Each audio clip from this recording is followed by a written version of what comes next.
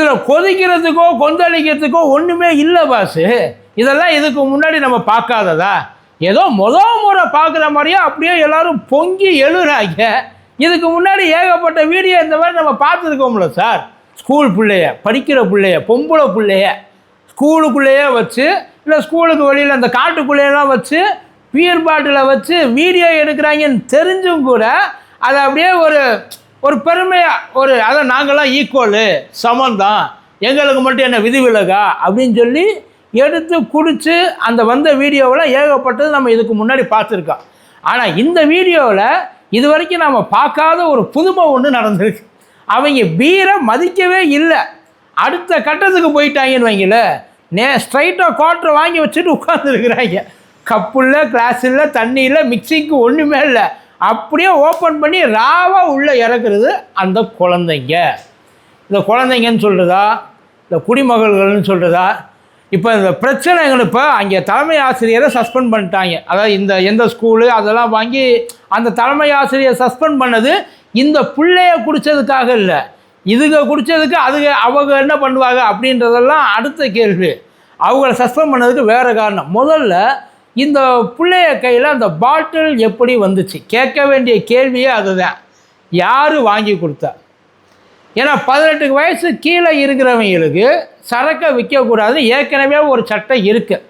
இருந்தாலும் அந்த சட்டம் நான் போட்டால் தான் செல்லுபடி ஆகுன்னு சொல்லி ஒரு ஆள் வம்படியாக மறுபடியும் புதுசாக போடுற மாதிரி 18 வயசுக்கு கீழே இருக்கிறவங்களுக்கு சரக்கை கொடுக்கக்கூடாதுன்னு சொல்லி தெளிவாக சட்டத்தை போட்டிருக்கு.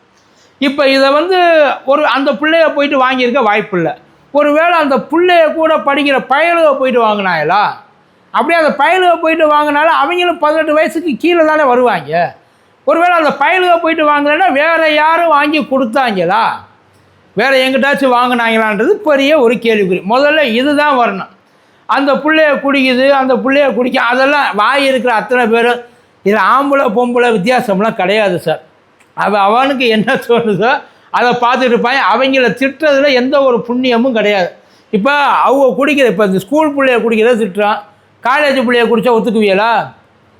கல்யாணமானவங்க குடித்தா, ஊருக்குள்ளே குடித்தா ஒத்துக்குவியலா? யார் குடித்தாலும் குடி தான். இதில் அவங்க அப்படின்ற அந்த பேச்சுக்கே இடம் கிடையாது.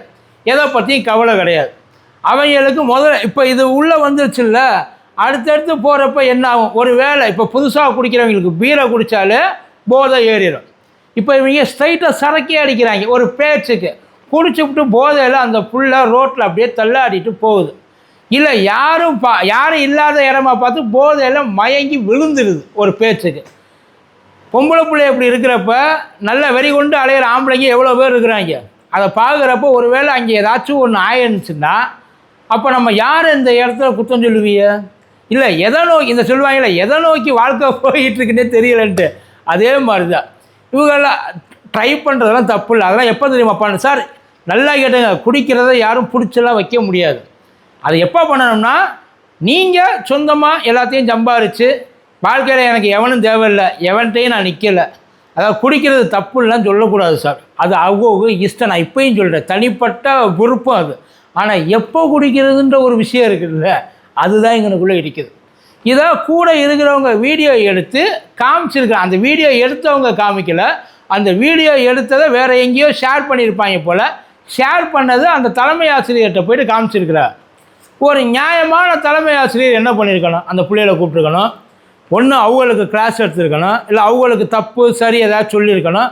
இல்லையா ஸ்ட்ரைட்டாக வீட்டில் இருக்கிறவங்களை கூப்பிட்டு இங்கே பாரு உன் பிள்ளை இந்த மாதிரி பண்ணியிருக்கு, அதுவும் ஸ்கூல் அங்கே கேம்பஸ்குள்ளேயே வச்சு இந்த மாதிரி பண்ணியிருக்கு, இது என்ன ஏதுன்னு நீ விசாரிச்சுக்க ஓம் புள்ள. ஏன்னா ஸ்கூலில் இருக்கிறவங்க ஏதாச்சும் பண்ணால் கூட இப்போ அதெல்லாம் ஸ்கூலில் அந்த நல்லதுக்கு தான் செய்வாங்க. நல்லதுக்கு செய்கிறப்ப அது அப்படியே அவங்களுக்கு அப்படியே திரும்பிக்கும். அவங்கள நீ எப்படா என் பிள்ளைய கண்டிக்கலாம், நீ யார் இதையெல்லாம் சொல்கிறதுக்கு அப்படின்னு கேட்குற பெற்றோர்களும் இருக்கிறாங்க. அவங்கள பிள்ளைய மேலே ரொம்ப அக்கறை வச்சுருக்கிறவங்களா, பாசமாக நடத்துகிறவங்களா இந்த மாதிரி. ஒருவேளை அதுக்கு பயந்துக்கிட்டு அவங்க சொல்லாமல் கூட இருக்கலாம். பட் அதையெல்லாம் விட்டுட்டு அவங்க என்ன பண்ணியிருக்காங்க, நீ சரக்கு அடிச்சிருக்க, இந்த வீடியோ சொல்லுது. ஆனால் என்னென்னா நீ அந்த சரக்கை இங்கே அடிக்கலை. அதாவது உனக்கும் பிரச்சனை இல்லை, எனக்கும் பிரச்சனை இல்லை, நீ உன் வீட்டில் வச்சு அடிச்சிருக்க. அதை பார்க்குறப்பயே நல்லா தெரியுது. அவங்க வீடு என்ன மைசூர் மகாராஜா அது பேலஸாக இல்லை, அவ்வளோ பெரிய ஒரு அதை பார்த்தாலே பச்சையாக கண்டுபிடிச்சிருவாங்க அது ஸ்கூலுன்ட்டு. 10ஆவதுக்கு யூனிஃபார்மோட உள்ளுக்குள்ளே உட்காந்துருக்கு. இந்த காரணத்துக்காகத்தான் அவங்க குடித்ததுக்காக அவங்கள சஸ்பெண்ட் பண்ணல. ஏன்னா அது யாருன்னு அது தெரியாது, எங்கே உட்காந்து எப்படி எல்லா நேரமும் என்ன கிளாஸ் ரூமுக்கு ஒரு ஆளாக போட்டு பாதுகாக்க முடியும், அது தெரியும். அது பார்க்குறப்ப அது நார்மல் டே மாதிரியே தெரியல, ஏதோ ஸ்பெஷல் கிளாஸ் சம்திங் ஏதோ ஒன்று அவனுக்குள்ளே நடந்திருக்கு. ஏன்னா ஆளே கிடையாது, ஜாலியாக உட்காந்து சைடிஷை வச்சுக்கிட்டு அவங்க மாட்டுக்கு என்ஜாய் பண்ணி குடிச்சிக்கிட்டு இருக்காங்கன்னு வைங்கள. இதெல்லாம் நடக்கும். இதுக்கு முன்னாடி என்னென்னா பசங்க இந்த வேலையை பார்ப்பாங்க. பள்ளிக்கூட பசங்க 10ஆவது படிக்கிறவன், 11ஆவது படிக்கிறவன், 12ஆவது படிக்கிறவன் இந்த வேலையெல்லாம் வந்து ரொம்ப கேஷுவலாக செய்வாங்கன்னு வைங்கள. ஸ்கூலு இல்லாத நேரமாக பார்த்து ஸ்கூலுக்கு போயிட்டு இந்த வேலையை பார்ப்பாங்க. வேணும்னே இதெல்லாம் நிறைய நடந்திருக்கு. அதெல்லாம் இல்லைன்னா யாரும் இப்போ தான் கெட்டு போயிட்டாங்கன்றதெல்லாம் சும்மா சொல்கிறது. இப்போ இதெல்லாம் வெளியில் தெரியுது. இதுக்கு முன்னாடி வெளியில் தெரியறதுக்கான வாய்ப்புகள் ரொம்ப கம்மி. இப்போ அந்த அம்மா அந்த இடத்துல பண்ண தப்புக்காக அந்த அம்மாவுக்கு தண்டனை. இதை பண்ணவங்களுக்கு எக்ஸாம்பிள் ஏதாச்சும் ஒன்று செய்யணும்ல சார். வீட்டுக்கு கூட்டி போய்ட்டு அந்த இதே ஒரு பேச்சுக்கு சொல்கிறேன், ஒரு ஸ்கூல் பையன் இந்த மாதிரி வந்து வேலையை பார்க்குறான், இந்நேரம் எவ்வளோ பெரிய ஒரு விஷயமாயிருக்கும். எல்லோரும் அந்த பொண்ணுங்களை போட்டு நம்ம நக்கல், அந்த பொண்ணுங்கள் உண்மையிலே சொல்கிறேன், அந்த பொண்ணுங்களுக்கு என்ன நினச்சா குடிச்சாகன்றது தெரியல. அதை எப்படி இருக்கும், இல்லை இது முறை குடிக்கிறாங்களான்றதும் தெரியலை. ஏன்னா அந்த அந்த அது அது வந்து ரொம்ப கேஷுவலாக போயிட்டுருக்கு. அதை யாருமே வந்து ஒரு இப்போ குடிக்கிறப்ப முறை பசங்களே குடித்தாலும் முறை குடிக்கிறப்ப ஒரு உள்ளுக்குள்ளே ஒரு மாதிரியாக இருக்கும், இறங்குறது கொஞ்சம் கஷ்டம், தொண்டை கரகரன்னு இருக்கும், எரியும். அதுவும் ராவாக வேற குடிக்கிறாங்க. அது என்ன இருமல் மருந்தா இல்லை வேறு ஏதாச்சும் சத்து டானிக்கா? இல்லையே, அதுவும் லோக்கல் சரக்காக தான் இருக்குது பார்க்குறப்ப. அது ஒன்றும் பிராண்டட் சரக்கால ரொம்ப மைல்டாக இறங்குற மாதிரியெல்லாம் சரக்கு அது இல்லை. அது அப்படி குடிக்கிறப்ப அந்த முறை குடிக்கிற அந்த அந்த எக்ஸ்ப்ரெஷன்ஸ் எதுவுமே அங்கனுக்குள்ளே இல்லை. ஸோ இவங்க முறை தான் இதை குடிக்கிறாங்களா இல்லை முறைக்கே குடிச்சிக்கிட்டு இருக்காங்களா, இது எத்தனை நாள் பழக்கம் அப்படின்றது இது வரைக்கும் யாருக்கும் தெரியல. இதை கண்டிக்க வேண்டி, இதை குடிச்சுட்டு அவங்க கண்டிப்பாக வீட்டுக்கு போகிறப்ப டெஃபினட்டாக அது அவங்க ஃபேமிலியில் குடிக்கிறவங்க இருக்கலாம், குடிக்காதவங்க இருக்கலாம், அதெல்லாம் அடுத்த பிரச்சனை. ஆனால் கண்டிப்பாக முறை குடிச்சிட்டு போகிறப்ப அவங்களுக்கு தெரிஞ்சிருக்கும். இல்லை ஒவ்வொரு முறையும் குடிச்சிட்டு போகிறப்ப குறைஞ்சபட்சம் கண்டுபிடிச்சிருப்பாங்க, மினிமம் கண்டுபிடிச்சிருக்கேன்.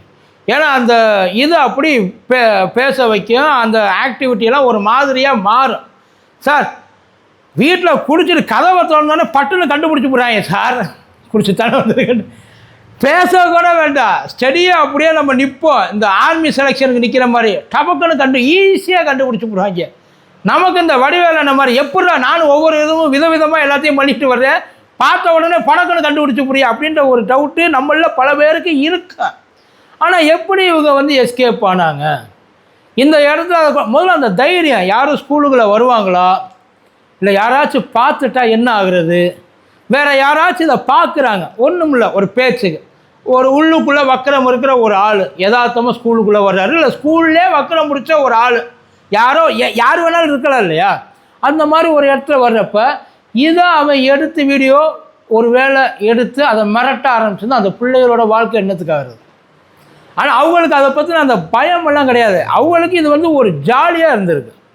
அது எப்போ ஏற்பட்ட ஜாலியாக ரொம்ப கேஷுவலாக அவங்க இருக்கிறாங்க.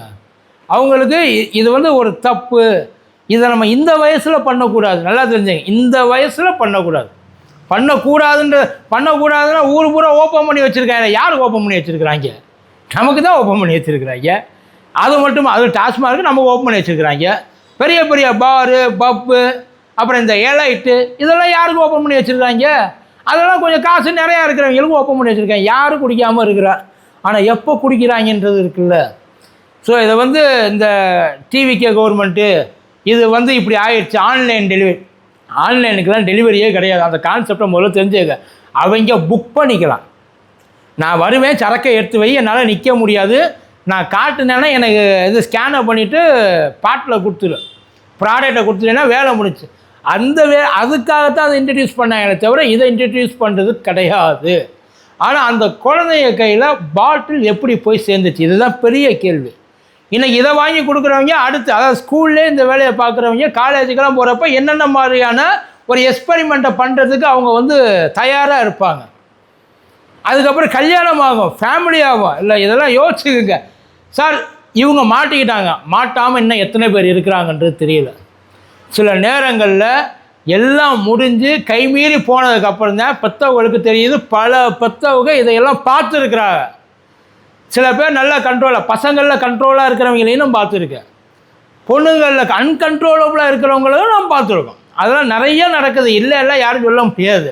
அது ஒவ்வொருத்தனோட இயல்பு. அதை ஒன்றுமே பண்ண முடியாது. கூட சேர்க்க அவங்கெல்லாம் சேர்ந்து பேசிக்கிற விஷயம், பிள்ளைய எப்படி படிக்கணும், அங்கெல்லாம் பல பேர் உட்காந்து போராடிட்டு இருக்காங்க, எதிர்காலம் என்ன ஆக போகுதுன்னு தெரியலேன்ட்டு.